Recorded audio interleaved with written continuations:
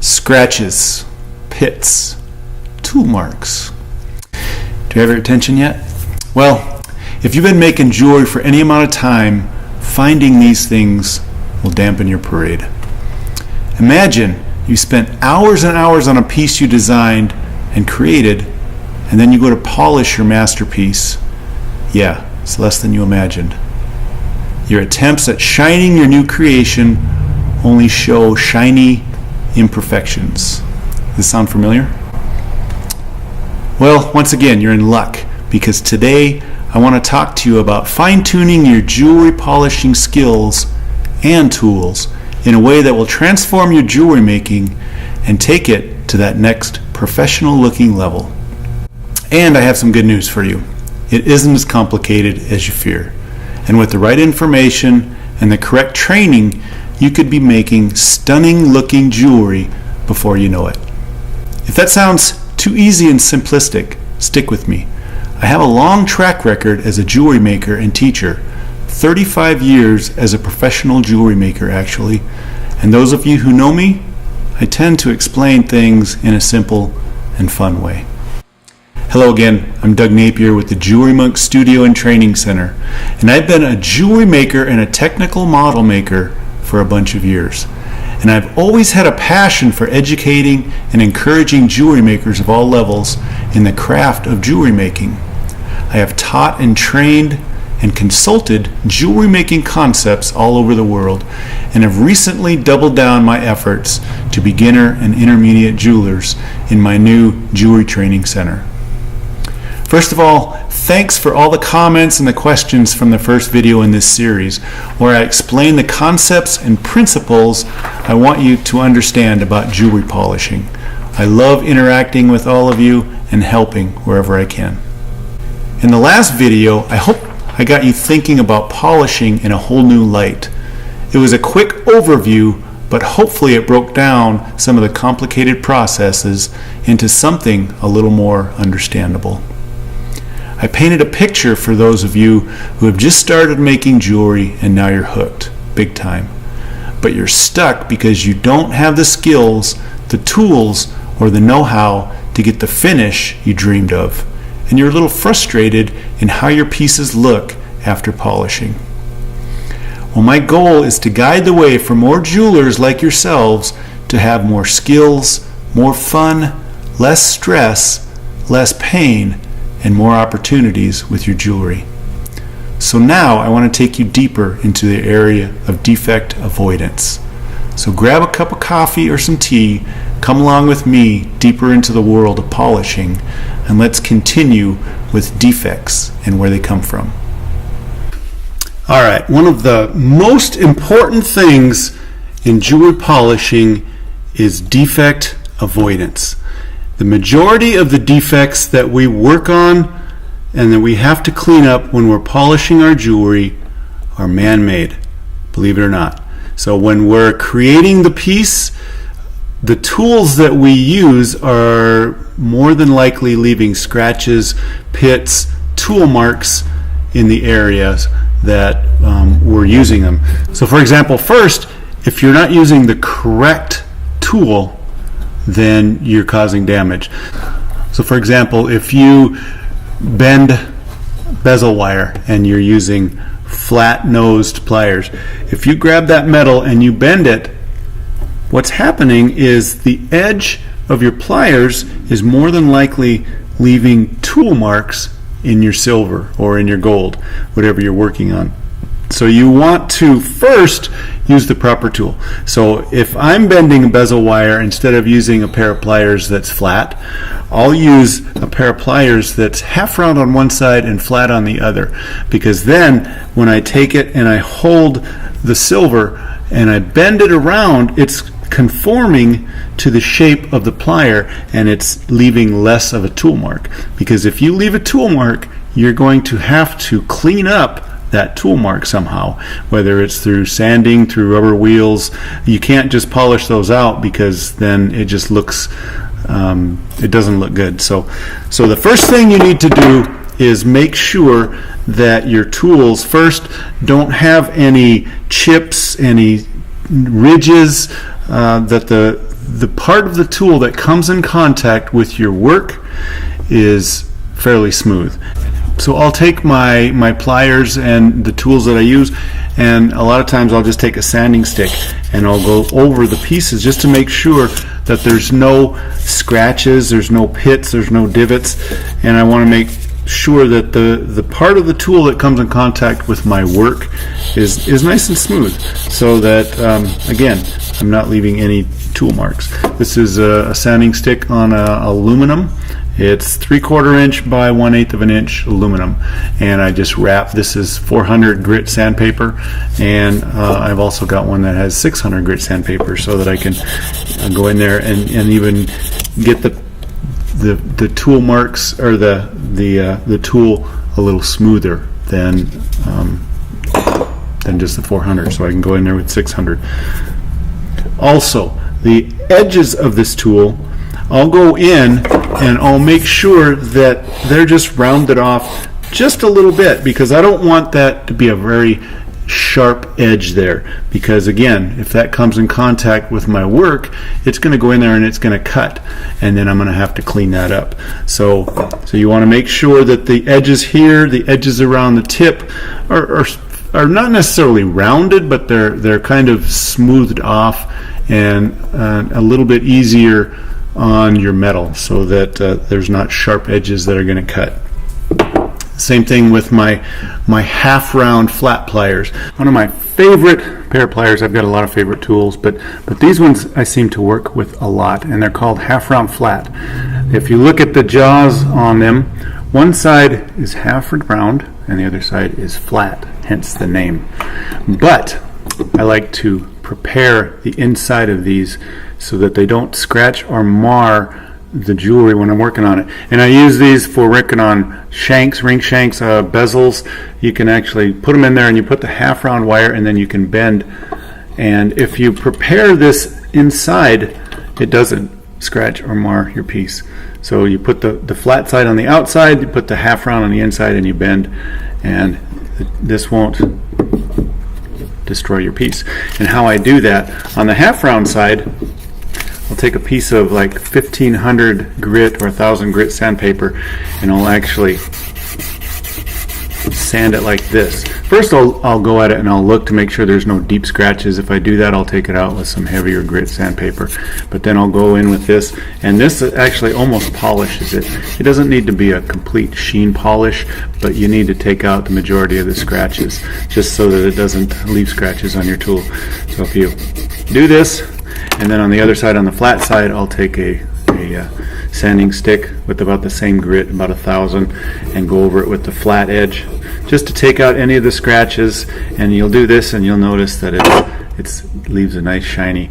Also on the flat side, this little edge there, I'll go in and I'll just round that off just a little bit so that it's not sharp. So I do the same thing with my parallel pliers. If you look at the inside of my parallel pliers, this area right here where I do the majority of the holding of my work, I've sanded that off as well, so that that's a nice smooth contact with the metal that I'm working.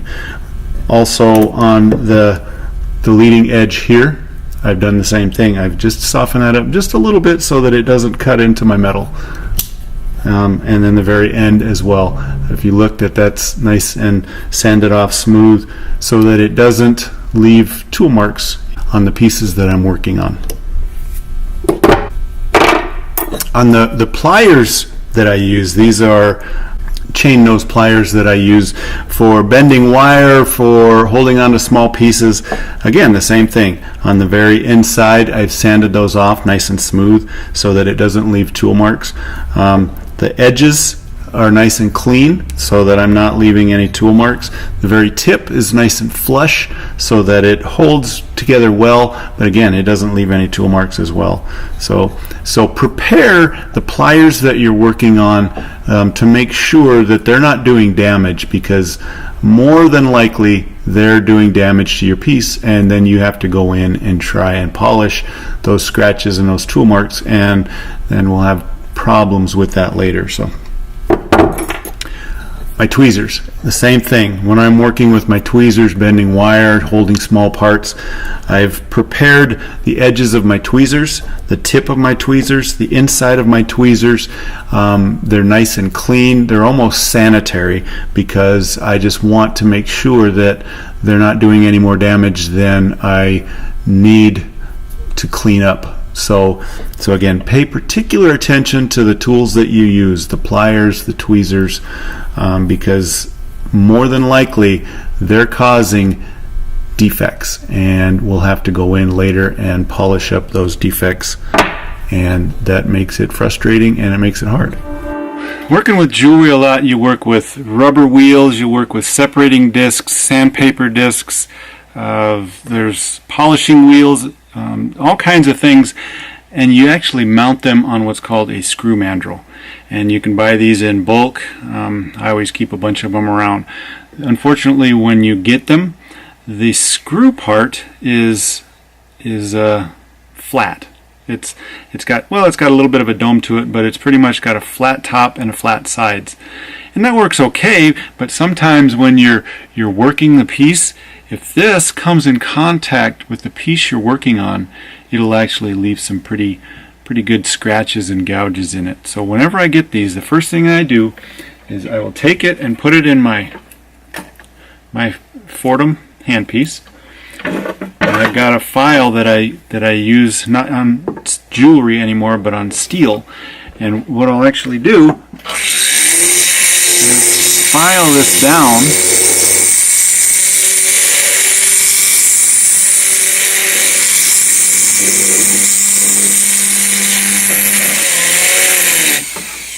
And I'll round this off a little bit so that it's not as aggressive, and then I'll take it and run it over sandpaper, and sometimes I'll even actually polish it, just so that if it does come in contact with your jewelry, and it will, that it does not do as much damage as it would if it was unprepared.